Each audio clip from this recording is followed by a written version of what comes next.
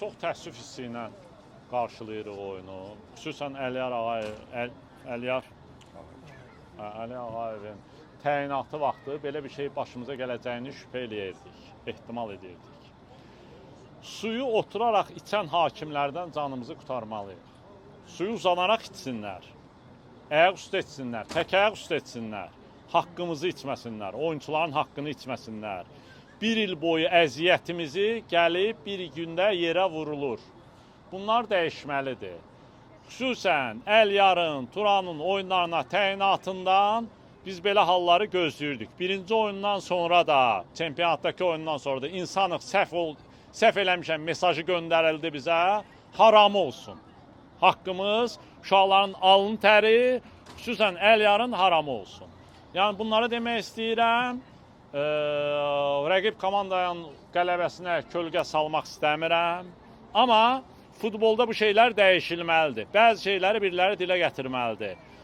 Biz dilə gətirmədikdə, biz səssiz qaldıqda Əliyar gillər belə oyunlar idarə edəcək, futbolumuzu bugünə qoyacaq. Yatırım eləmənin də anlamı yoxdur, belə çıxırsa.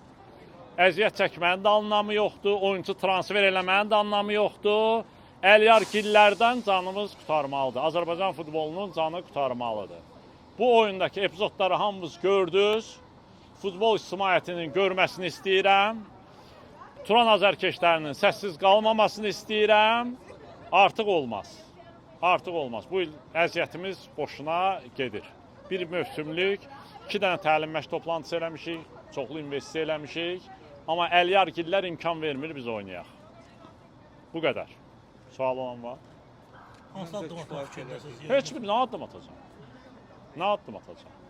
Sizcə kiminsə sifarişin yerinə yetirir Əliyar, yoxsa bunun bazı? Mən bilmirəm. Əliyarın oyunlarına baxın, görəcəksiniz. Hamı bilir.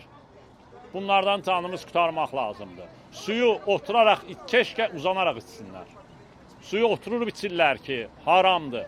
Və bu qədər oyunçunun haqqını yemək halaldır. Və bu qədər oyunçunun hüququna toxunmaq halaldır. Evlərinə çörəyi necə aparırlar?